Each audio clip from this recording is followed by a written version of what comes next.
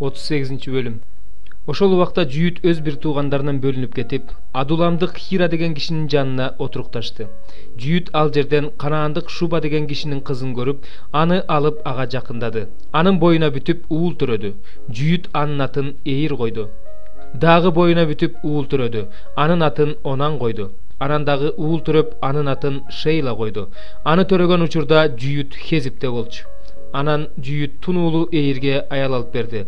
Анын аты Тамар эле. Жүйүттүн тунуулу Эйир Теңирге жакпагандыктан Теңир аны өлтүрүп салды. Ошондо Жүйүт Онанга мындай деди: бир тууганыңдын аялына жакында, кайын ини катары ага үйлөнүп, бир тууганыңдын тукумун ула.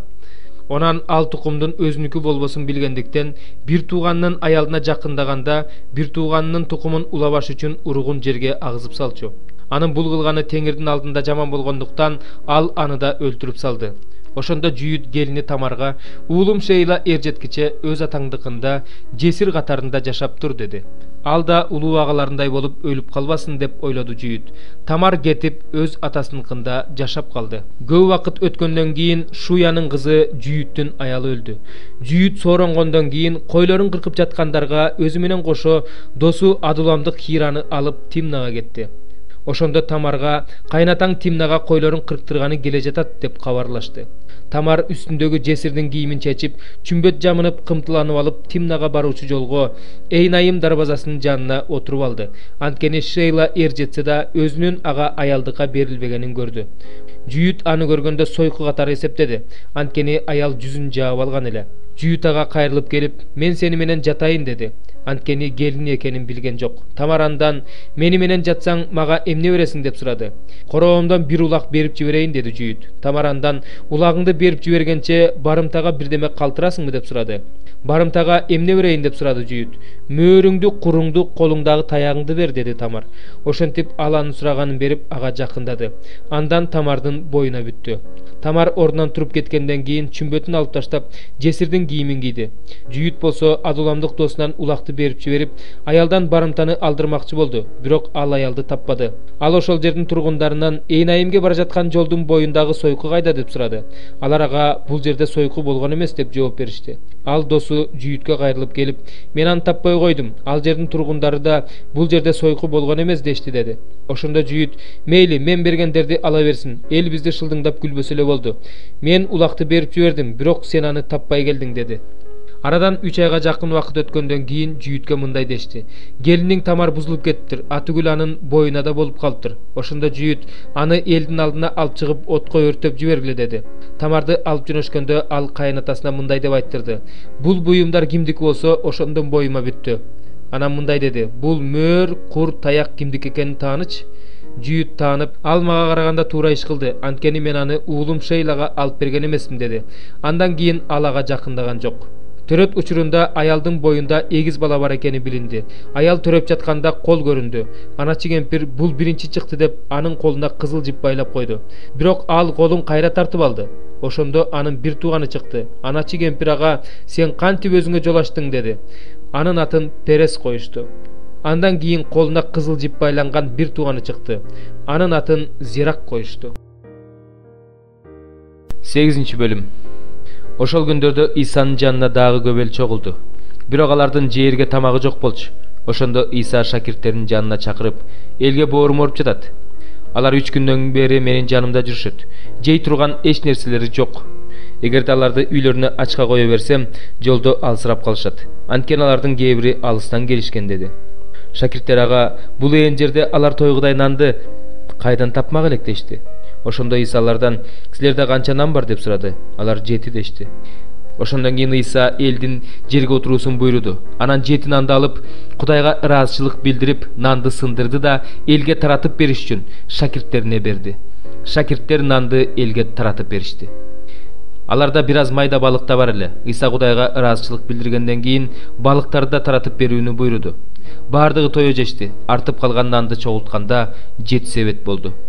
Тамактангандардын саны 4000ге жакын эле. Андан кийин Иса элди таратты.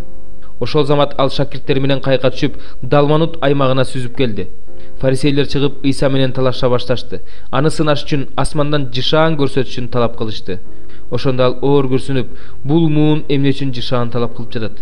Силерге чындыкты айтып коеюн, бул муунга жышаан көрсөтүлбөйт деди. Анан Ыйса алардын жанынан кетти да кайрадан кайыкка түшүп, наркы өзгө сүзүп кетти. Шакирттер нан алып алууну унутуп калышты. Кайыкта алардын жанында бир эле нан бар болчу. Ошондо Ыйса аларга байкагыла, фарисейлердин жана Ироддун ачыткысынан сак болгула деп эскертти. Шакирттер болсо өз ара наныбыз жок болгон үчүн ушинтип айтып жатат деп сүйлөшүштү. Ыйса муну билип алып аларга: "Силер эмне үчүн наныбыз жок деп жатасыңар? Дагы эле түшүнө элексиңерби? Дагы эле биле элексиңерби? Дагы эле жүрөгүңөр таш боюнчабы? Көзүңөр бар туруп көрбөй жатасыңарбы? Кулагыңар бар туруп укпай жатасыңарбы? Эмне? Эсиңерде жокпу?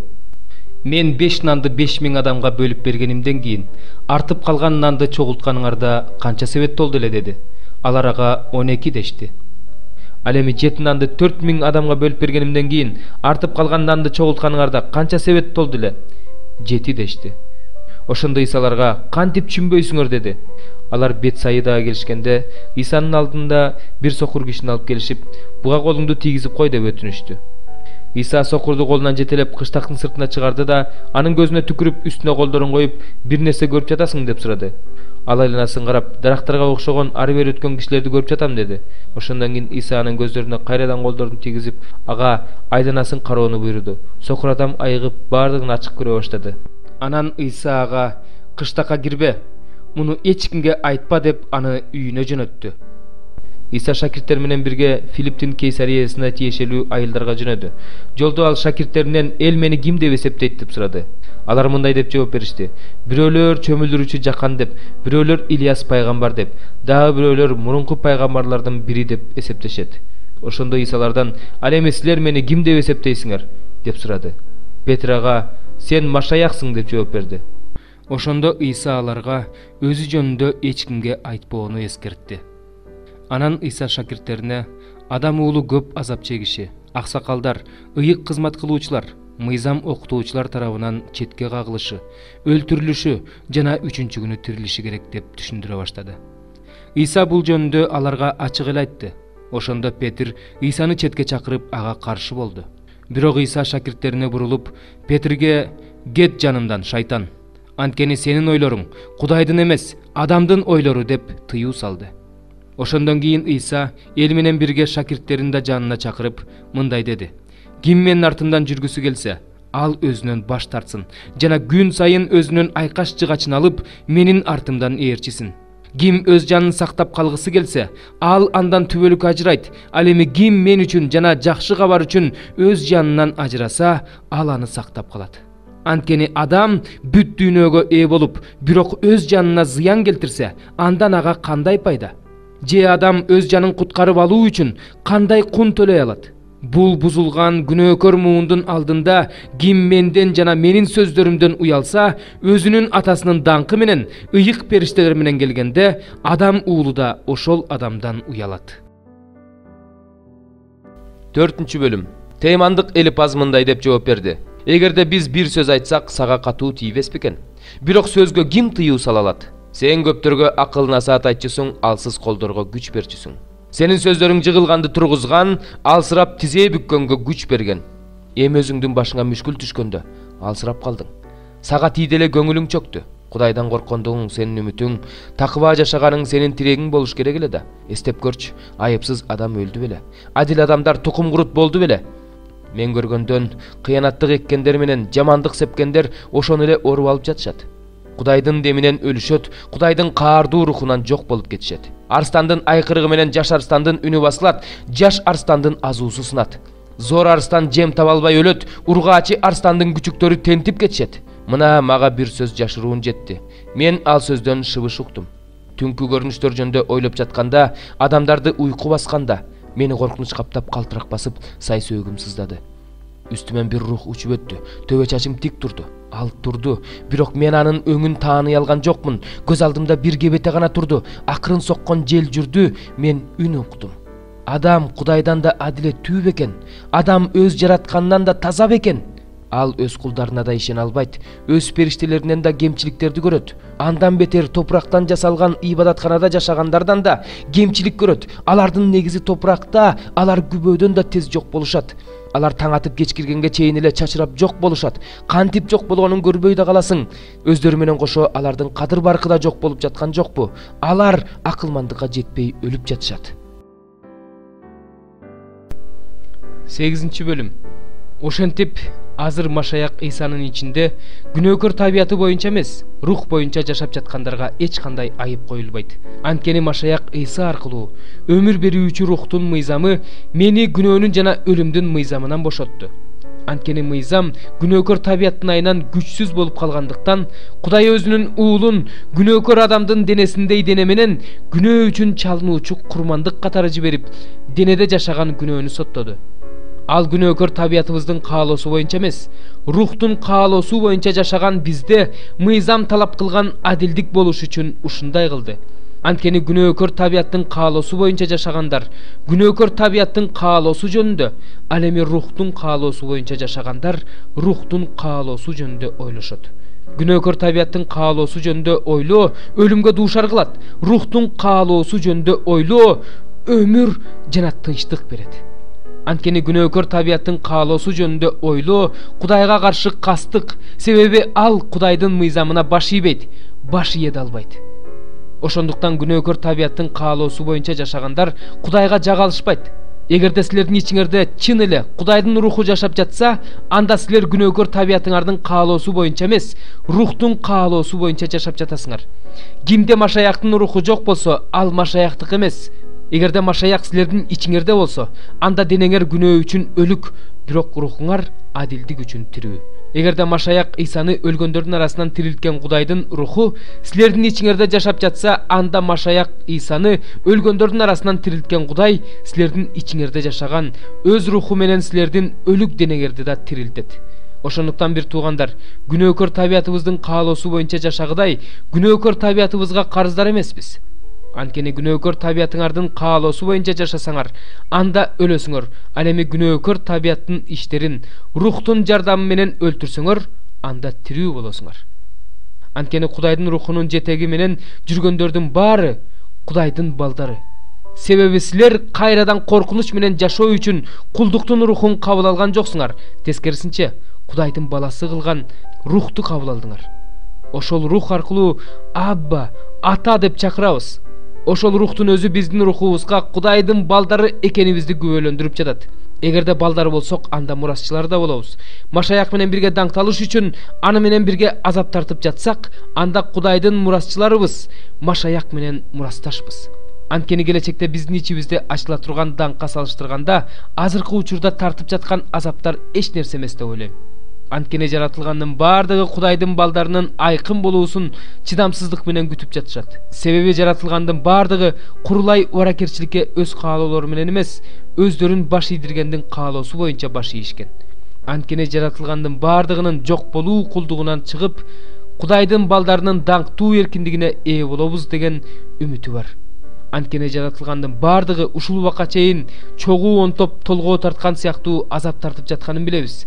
Жаратылгандын баардыгы эле эмес, биз да рухтун баштапкы жемишине ээ болгонубуз менен ичибизден онтоп Кудайдын бала кылып алуусун жана күнөөкөр табиятыбыздан куткарылууну күтүп жатабыз.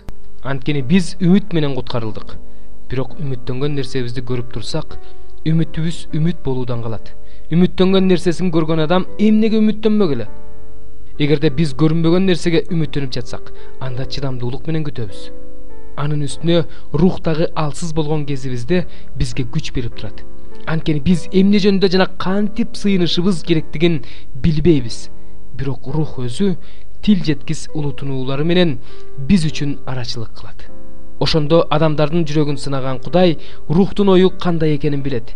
Анткени рух ыйыктар үчүн Кудайга жаккандай арачылык кылат. Анын үстүнө Кудайды сүйгөндөргө, анын каалоосу боюнча чакырылгандарга баардык нерсе жакшылыкка болоорун билебиз.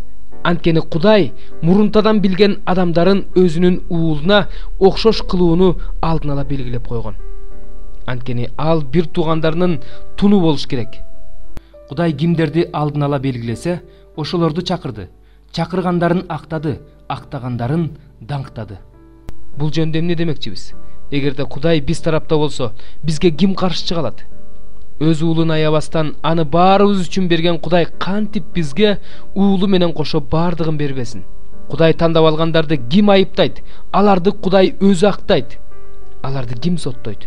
Өлүп кайра тирилген Кудайдын оң жагында отурган Машаяк Иса биз үчүн арачылык кылат. Бизди Машаяктын сүйүүсүнөн ким ажырата алат? Кайгыбы, кысымчылыкпы, куугунтукпу, ачкачылыкпы, жылаңачтыкпы, коркунучпу, кылычпы?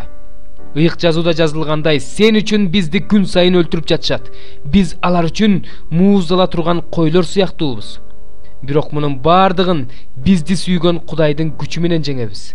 Анткени Кудайдын Теңирибиз Машаяк Иса аркылуу көрсөткөн сүйүүсүнөн бизди өлүм да, өмүр да, периштелер да, жогоркулар да, күчтөр да, азыркы учур да, келечек да, бийиктик да, тереңдик да, жаратылган эч бир нерсе ажырата албастыгына толук ишенемин.